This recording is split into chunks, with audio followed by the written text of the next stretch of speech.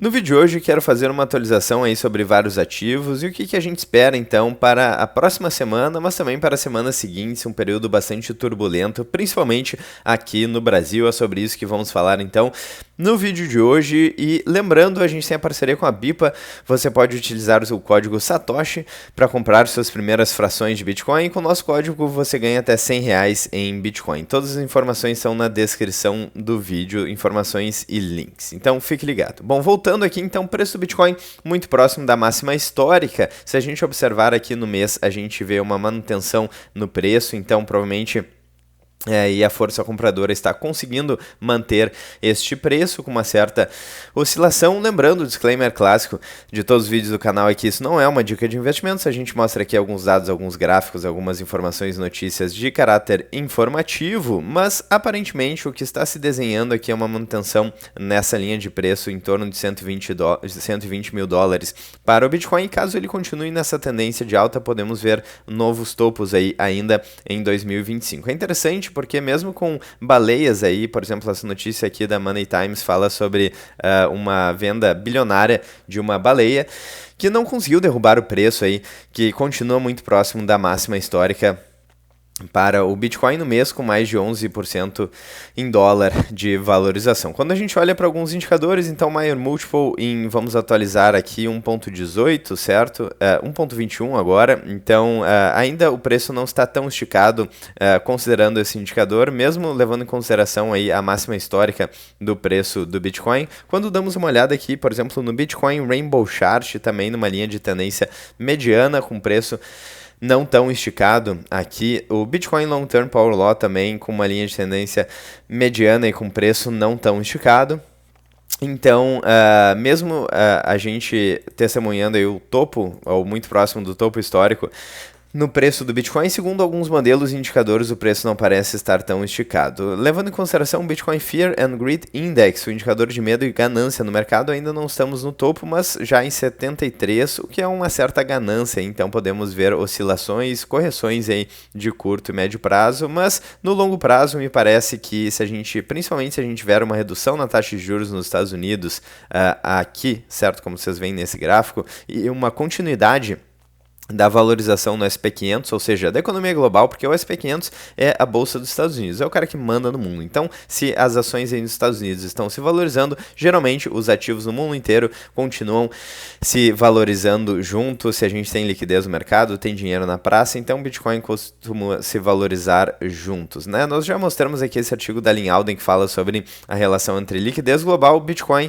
e vários outros ativos aqui, SP500, ouro e por aí vai. Inclusive o ouro também está na máxima histórica. Muitos investidores estão fugindo aí da crise das moedas fiduciárias aí que vem perdendo poder de compra ao longo do tempo. A crise da dívida dos Estados Unidos, que já passa de 37 trilhões de dólares, estão indo então para o Bitcoin, alguns para o ouro, outros ou para ambos os ativos. Então ambos ativos na máxima histórica.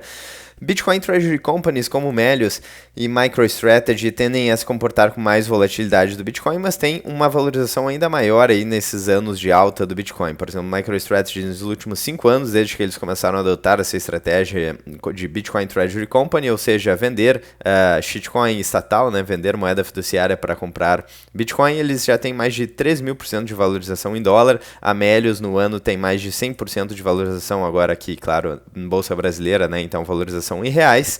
A gente vê também, bom, como eu já falei, o SP500 aí muito próximo da máxima histórica. E aqui o ETF da Argentina, desde que o Milei foi eleito, então já se valorizou mais de 100% em dólar, então novamente muito próximo da máxima histórica. E falando sobre a Bolsa Brasileira, eu gosto de mostrar uma visão diferente aí da média, então da maior parte dos analistas aí do mercado financeiro, da economia aí no YouTube. Então eu gosto de mostrar o Ibovespa corrigido pelo dólar, que quem segurou desde 2010 perdeu dinheiro, como vocês podem ver neste gráfico. Eu gosto de mostrar este gráfico aqui, não o Ibovespa nominal, né, em reais, para vocês perceberem a importância de cotar os seus ativos em uma moeda um pouco mais forte que o real, porque o real tem uma inflação ainda mais alta do que o dólar, que já tem sua inflação. Então a gente vê aqui que, embora com um retorno nominal, o retorno real é negativo. Melhor ainda seria corrigir pelo M2, por exemplo, pela expansão da base monetária, que é a inflação real. Então eu recomendo bastante que vocês analisem aí o ganho real e não o ganho nominal nominal para não entrar na armadilha aí da perda fixa e perda variável, certo? Como ficou conhecido no meio bitcoinheiro. E falando agora um pouco sobre Brasil, notícias turbulentas aí, enfim, quem está acompanhando a economia e a política já sabe o que está acontecendo. A gente está numa situação muito crítica, talvez um ponto de inflexão no Brasil ou um aumento na aceleração rumo ao precipício. Então aqui algumas notícias bastante assustadoras aí para o Brasil, que não são de hoje. Então essa aqui, por exemplo, é de setembro de 2024, que fala sobre um dos principais problemas do Brasil. O Brasil tem mais assassinatos que todos esses países somados. Aqui o Brasil em vermelho e os outros países em azul, certo? Então a insegurança no Brasil é realmente alarmante, a gente tem um problema gravíssimo. Quando foi feito aqui em 2015, 59 mil assassinatos por ano, então é um absurdo realmente, é muito revoltante, a gente não pode aceitar conviver aí com tanta insegurança, então é realmente algo que precisa urgentemente mudar. Aqui a gente tem uma outra notícia que fala da fuga de cérebros no Brasil, que cresce então a ida de brasileiros qualificados aos Estados Unidos, notícia aqui já de 2025, então além dos problemas de criminalidade no Brasil, temos uma fuga de cérebros, porque enfim, políticos e burocratas conseguem parasitar muito a população aqui no Brasil com altos impostos, burocracia e ineficiência aí que é criada pelo Estado. Isso faz com que pessoas mais qualificadas aí fujam do país. Temos também uma fuga de capital estrangeiro aí que somou 32,4 bilhões de reais em 2024, então a situação é ruim, não é de hoje. E aqui uma notícia também do final do ano de 2024 falando sobre a retirada de 3 bilhões de reais aí da Bolsa Brasileira em novembro, que reforça a fuga aí de capitais em 2024, no final do ano passado, né? E também, além das sanções que estamos sofrendo dos Estados Unidos, dos países mais desenvolvidos, certo?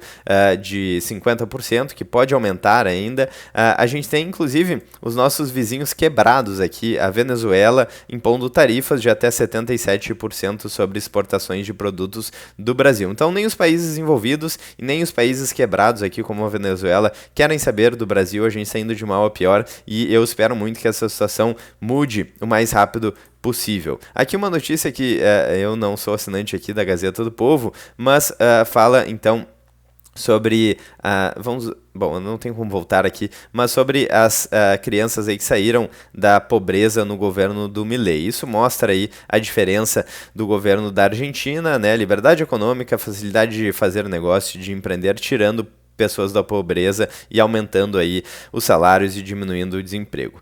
E aqui temos então uma notícia da CNN que fala sobre a questão da segurança pública. Então, diferente do Brasil, onde a segurança pública é um problema gigantesco, no caso de El Salvador, então, eles conseguiram reverter totalmente essa tendência e os Estados Unidos recentemente classificaram El Salvador aí como o país mais seguro para viajantes recentemente. El Salvador, que era um país extremamente perigoso, com altos índices de criminalidade. Então, diferentemente do que está acontecendo no Brasil, o Bukele acabou revertendo a tendência que era assustadora aí em El Salvador, provando que é possível reverter a tendência de criminalidade.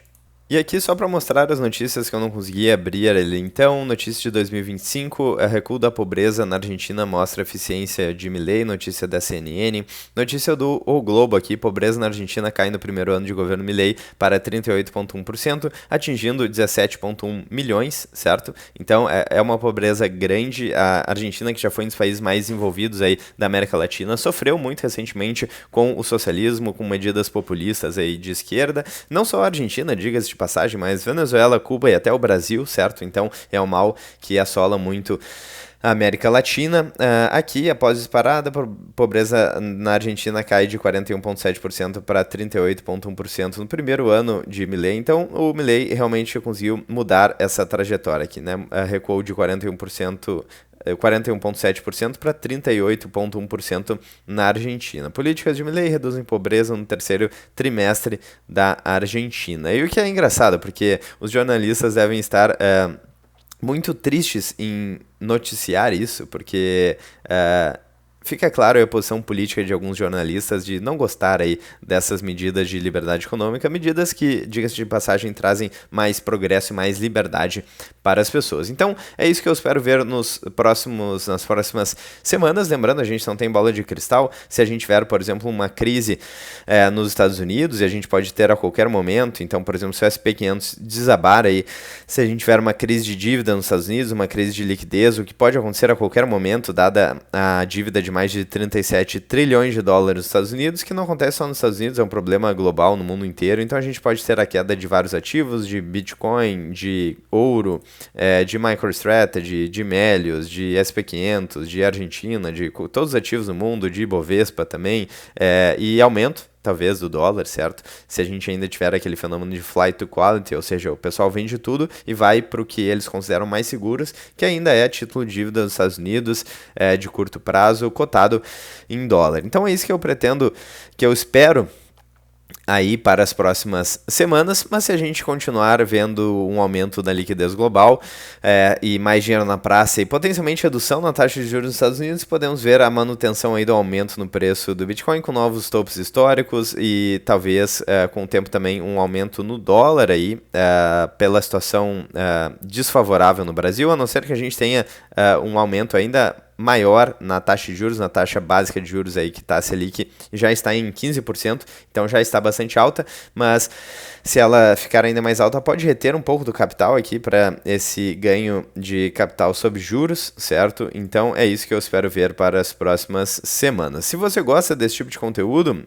deixa o like, clique no sininho, inscreva-se no canal, clique no hype. Eu quero saber a sua opinião para as próximas semanas, aí, o que você está esperando em relação à política, economia, mercado financeiro e Bitcoin. Eu vou ficando por aqui, um grande abraço, até amanhã ou hoje ainda no próximo vídeo do canal. Vou ficando por aqui, até mais.